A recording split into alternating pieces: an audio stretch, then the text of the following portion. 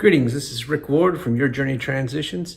Today we're going to look at step 1, mindset, and my 7 steps to 40 again, 12 months later. 12 months ago, it was a radical change in my life.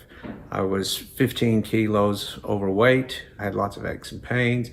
I was taking a few different medications for cholesterol and antacids, a general lethargic outlook.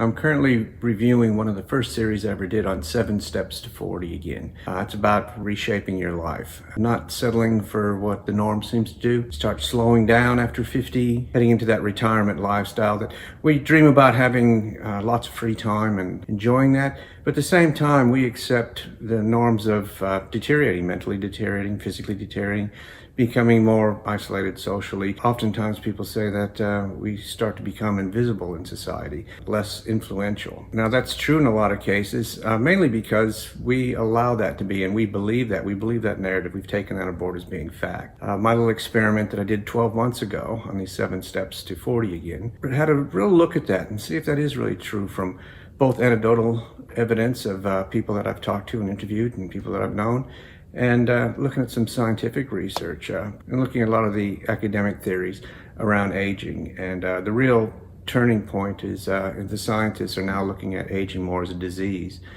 than a natural phenomena. So in this episode, I'll be looking at the first step. The first thing we need to do was step 1, mindset. So 12 months ago, I came out with this video.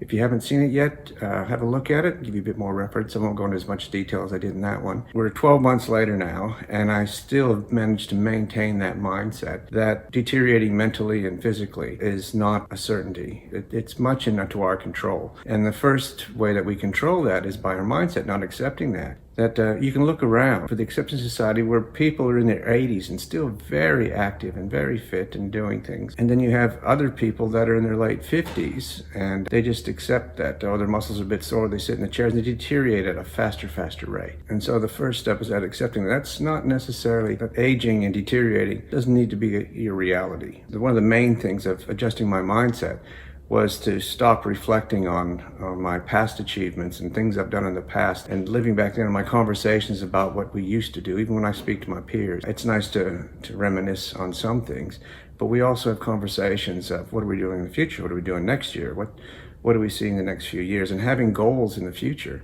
not focusing in the past so much, but what are we doing? Because that's the way we were in our 40s. We weren't reflecting back, at least I hope you weren't, for peaked when you were 18 or 20 years old. I know when I was 18, 20 years old, I was still bumping off of stuff. So at 40, I was starting to get my act together, and I was really future focused on what I was going to be doing in the next 20 years, because I see myself retiring at 60, 65. Now that I'm in my late 50s, I'm thinking, well, I don't plan on retiring now, probably until into my 70s. You know, my work will be different. I won't be doing as much manual, heavy work, but I'll still be productive. And I'm not looking at sitting back in the chair and watching the cars go by. I'll still be productive. Making money for myself, assisting my children and grandchildren, nieces and nephews, whatever, in any businesses that they want to do. I'll still be productive. I'll still be an influence in the community and in my family. So I think accepting that one fundamental belief, that to be future focused, was probably the key. And I've been able to maintain that over the past year. And I don't think that's changed in the least.